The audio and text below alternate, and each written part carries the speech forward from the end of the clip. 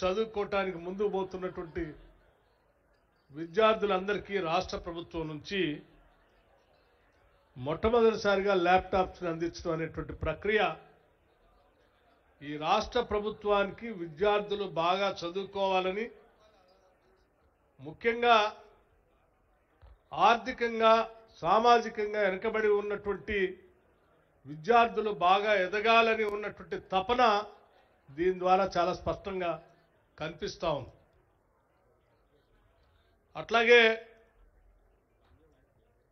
10th క్లాస్లో టాపర్స్గా ఉన్నటువంటి వాళ్ళని కూడా పిలిచి ప్రోత్సహించి భవిష్యత్తులో ఇంకా బాగా చదువుకోవడానికి కావాల్సిన విధంగా వాళ్ళకు కూడా కొన్ని అవార్డ్స్ ఇచ్చి ప్రోత్సహించే విధానం ఈ గురుకుల పాఠశాలలో చదువుకున్నటువంటి విద్యార్థులంతా కూడా రేపొద్దున ఈ రాష్ట్రానికే కాదు దేశానికి ప్రపంచానికి కూడా మార్గదర్శకంగా ఎదగాలనే అంత బలమైన కోరిక ఈ రాష్ట్ర ప్రభుత్వానికి, ముఖ్యంగా రాష్ట్ర ముఖ్యమంత్రి రేవంత్ రెడ్డి గారికి, అట్లాగే మంత్రి మండలి సభ్యులందరికీ బలంగా ఉన్నది కాబట్టే ఇటువంటి కార్యక్రమాలను తీసుకొని ముందు పోతా ఉన్నాం.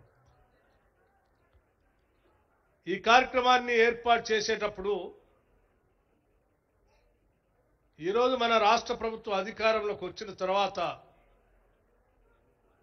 ఇందిరమ్మ ప్రభుత్వం, ప్రజా ప్రభుత్వం, పేదల ప్రభుత్వం, మనసున్న ప్రభుత్వం, ఈ ప్రభుత్వం అంతా ఆలోచన చేసి చేసిన పనులు ఒకసారి తప్పనిసరిగా మీ అందరితో కూడా పంచుకోవాలని అనుకుంటున్నాను. బహుశా నాకు తెలిసి రాష్ట్ర ప్రభుత్వ చరిత్రలో కానీ, ఉమ్మడి రాష్ట్ర ప్రభుత్వ చరిత్రలో కానీ ఎస్సీ ఎస్టీ సబ్ ప్లాన్కు సంబంధించి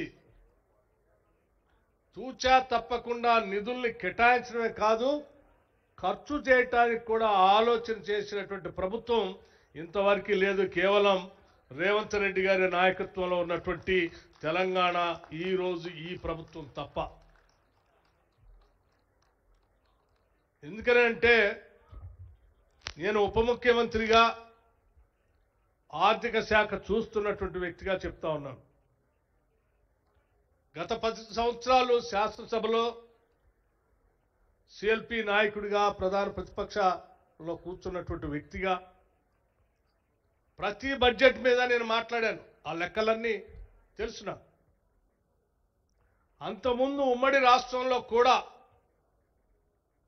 ఈ SC sub plan, ST sub plan తీసుకొచ్చినటువంటి కార్యక్రమంలో భాగంలో కూడా ఆనాటి కాంగ్రెస్ ప్రభుత్వం చట్టం తీసుకుని వచ్చిన తర్వాత ఆనాడు దామోదర్ రాజనరసింహ గారి నాయకత్వంలో ఆనాటి కాంగ్రెస్ ప్రభుత్వం ఒక చట్టం ఏర్పాటు చేయడానికి వేయటం, వారిచ్చినటువంటి సూచనలు శాసనసభలో ఆనాడు నేను డిప్యూటీ స్పీకర్గా చట్టాన్ని పాస్ చేసినటువంటి వ్యక్తిగా ఆనాటి నుంచి ఈనాటి వరకు చూస్తూ ఉన్నాం.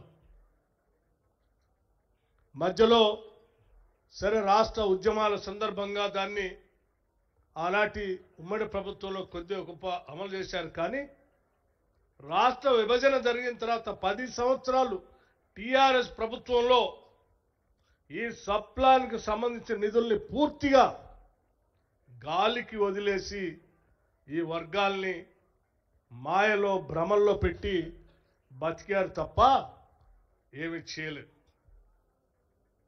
రాష్ట్ర బడ్జెట్లో దాదాపు 40,232 కోట్ల రూపాయలు ఎస్సీ సబ్ ప్లాన్ కింద ఈ సంవత్సరం బడ్జెట్లో కేటాయించడం అనేది మామూలు విషయం కాదు. ఇది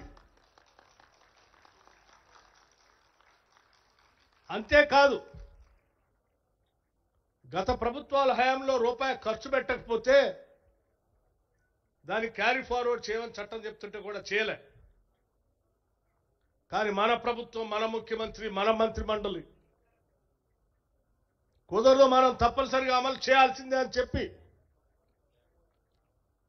గత ప్రభుత్వంలో మిగిలిపోయి ఉన్నటువంటి 13,223 కోట్ల రూపాయలు కూడా క్యారీ ఫార్వర్డ్ చేసి ఈ రాష్ట్రం ఈ సంవత్సర బడ్జెట్లో కూడా దాన్ని అలాట్ చేసి ఈరోజు మనం ముందుకు పోతా ఉన్నాం. వదిలిపెట్టలే డబ్బులు. అట్లాగే ఎస్టీ శాఖ సంబంధించి ట్రైబల్ సప్లాన్ సంబంధించి కూడా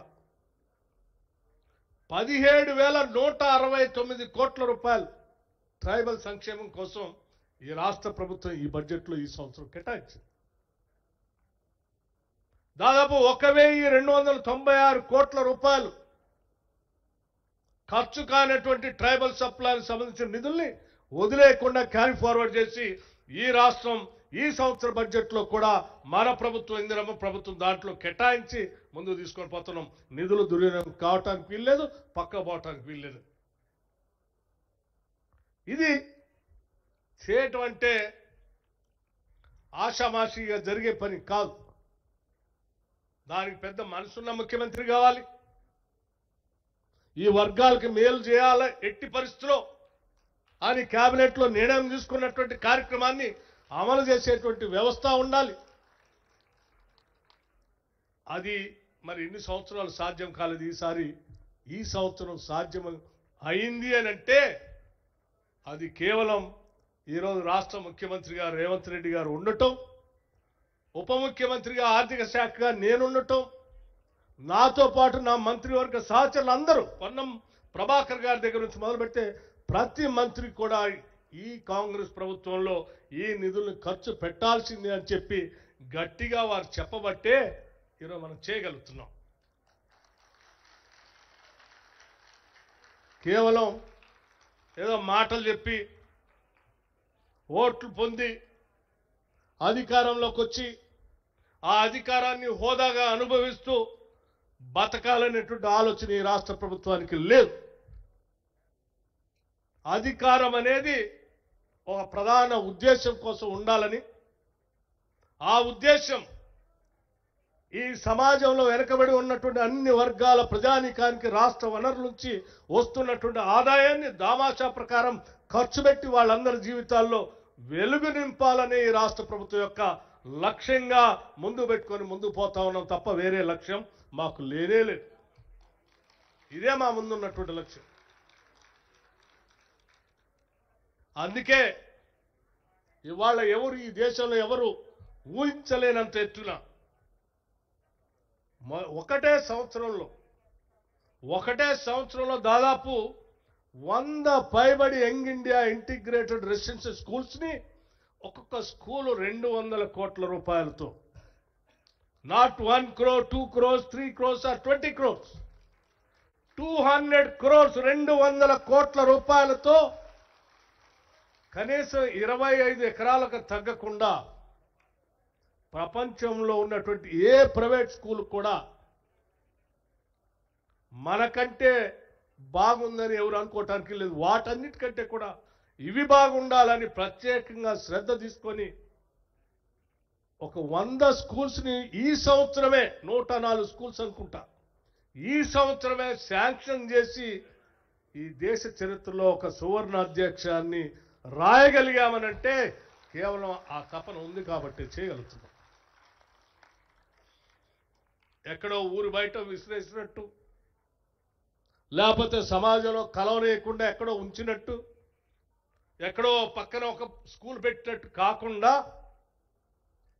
ఈ సమాజం ఒక ఉమ్మడి కుటుంబంలాగా ముందుకు పోవాలి. అందరూ అన్నదమ్ముల్లాగా కలిసిమెలిసి ముందుకు పోవాలి. తారతమ్యాలు లేని సమాజ నిర్మాణం జరగాలి అనే ఆలోచనతోనే ఈ రాష్ట్ర ప్రభుత్వం ముఖ్యమంత్రి రేవంత్ రెడ్డి గారి నాయకత్వంలో ఆలోచన చేసింది. కాబట్టే ఈ young India integrated residential schools లో SC, ST, BC, minority, even OC students అందరినీ కలిపి ఒకటే ప్రాంగణంలో 2600 మంది విద్యార్థులతో 25 ఎకరాల ప్రాంగణంలో ఇంటర్నేషనల్ స్టాండర్డ్స్ తో ఇంగ్లీష్ మీడియంతో ఈరోజు 100 స్కూల్స్ ని స్టార్ట్ చేసుకుంటున్నాం మనం. ఇది ఆషామాషి కార్యక్రమం కాదు. గతంలో స్కూల్ స్టార్ట్ చేస్తే బిల్డింగ్ ఉండదు.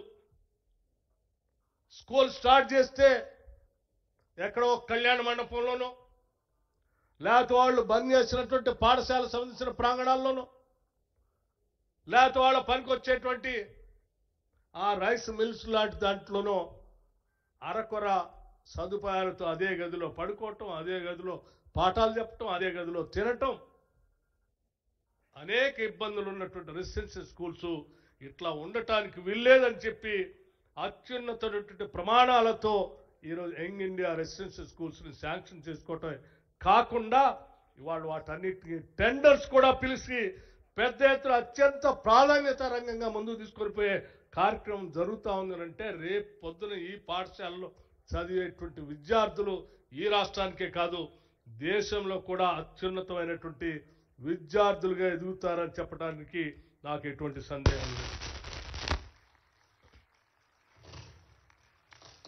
ఆలోచన చేయండి మిత్రులారా.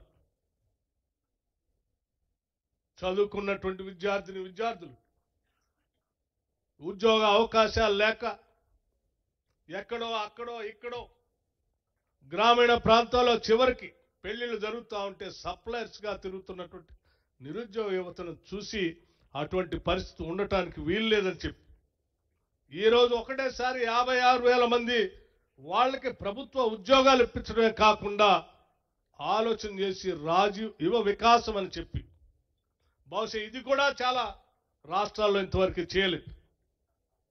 8,000 కోట్ల రూపాయలతో రాజీవ్ యువ వికాసం అని నిరుద్యోగ యువకుల కోసం సెల్ఫ్ ఎంప్లాయ్మెంట్ స్కీమ్ పెట్టి ఈ సంవత్సరం ముందు పోతాం. నాట్ 1 crore 2 crores లేదా 1000 కోట్లు కాదు, 8,000 కోట్లు ఒకటే సంవత్సరం. ఎలా ఇది సాధ్యం?